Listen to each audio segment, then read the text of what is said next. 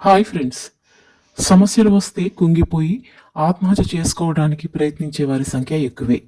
ఒక్కసారి మీ జీవితం గురించి వినండి. మరణించాలన్న కోరికే మరణిస్తుంది. తెలిసి తెలియని వయసులో పెళ్లి, చిన్న వయసులోనే ఇద్దరు పిల్లలు, వేధించే అత్త, రక్తం వచ్చేలా కొట్టే భర్త. వీటన్నింటినీ భరించింది సవితా ప్రధాన్. ఏళ్లు గడుస్తున్నా పరిస్థితుల్లో ఏమాత్రం మార్పు లేదు. కనీసం గర్భంతో ఉన్నప్పుడు కూడా పొట్ట నిండా ఆహారం తిననిచ్చేవారు కాదు అత్త, భర్త. అయినా జీవితం మీద ఆశతో బతికింది సవిత. సవితా ప్రధాన్ మధ్యప్రదేశ్లోని మండి గ్రామానికి చెందిన ఆదివాసి. ఆమె 10వ తరగతి పూర్తి చేసింది. ఇలా 10 పూర్తయిందో లేదో తనకన్నా 11 పెద్దవాడికి ఇచ్చి అమ్మా నాన్న పెళ్లి చేశారు. ఆమెను కోడలిలా కాకుండా పని మనిషిలాగే చూసింది అత్తింటి కుటుంబం. ఎంత ఆకలేసినా అందరూ తిన్నాకే తినాలి. ఏమీ మిగలకపోతే తినకుండా పస్తులు ఉండాలి. కానీ మళ్ళీ వండకూడదు, నవ్వకూడదు, టీవీ చూడకూడదు, నలుగురితో మాట్లాడకూడదు. వీటిని ఉల్లంఘిస్తే రక్తం వచ్చేలా కొట్టేవాడు భర్త. అయినా పిల్లల కోసం అవన్నీ భరించింది. 20 ఏళ్ల వయసు రాకముందే అన్ని కష్టాలను చూసింది.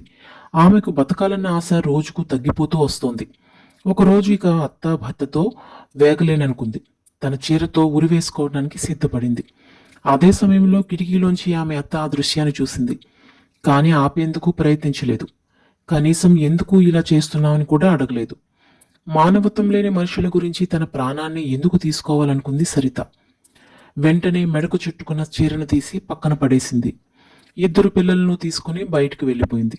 ఓ బ్యూటీ పార్లర్లో పనికి కుదిరింది. అలాగే పిల్లలకు ట్యూషన్లు చెప్పడం, వంట పనులు చేయడం, ఇలా దొరికిన పనులు చేసి పిల్లలను సాకింది. అలాగే ఆగిపోయిన చదువును మొదలుపెట్టింది. బిఏ పూర్తి చేసింది. బిఏ పూర్తయ్యాక ఎంఏ పబ్లిక్ అడ్మినిస్ట్రేషన్ పూర్తి చేసింది. ఆమె చదువులో చాలా చురుకు. యూనివర్సిటీ ఫస్ట్ వచ్చింది. చదువు పూర్తయ్యాక మంచి జీతం వచ్చే ఉద్యోగం కోసం వెతుకుతుండగా యూపీఎస్సీ నోటిఫికేషన్ కనిపించింది. ఆ ఉద్యోగం ఎంత గొప్పదో ఆమె చూడలేదు. కేవలం ఆ ఉద్యోగం వల్ల వచ్చే జీతం చూసింది. ఆ జీతంతో తన 2 పిల్లలను చక్కగా పెంచుకోవచ్చని భావించింది. తన తల్లి సాయం తీసుకుని రాత్రి పగలు ఖాళీ దొరికినప్పుడల్లా చదివింది. చివరికి మొదటి ప్రయత్నంలోనే ర్యాంక్ సాధించింది. అప్పుడు ఆమె వయసు కేవలం 24 ఏళ్లు.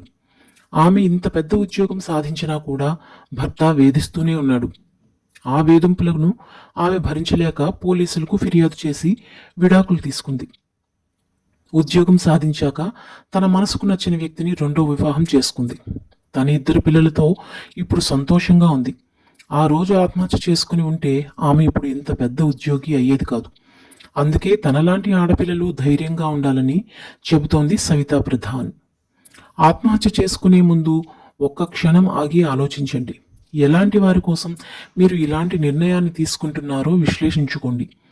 విలువలేని వ్యక్తుల కోసం మీరు మీ ప్రాణాన్ని వృధాగా పోనివ్వకూడదు. మీకోసం మీరు బ్రతకాలి. మీ మీద ఆధారపడిన వాళ్ళ కోసం బ్రతకాలి. గొప్పగా జీవించేందుకు బ్రతకాలి. ఒక్కసారి ఏదైనా సాధించి చూడండి. మీ బ్రతుకుపై ఆశ ఖచ్చితంగా పుడుతుంది.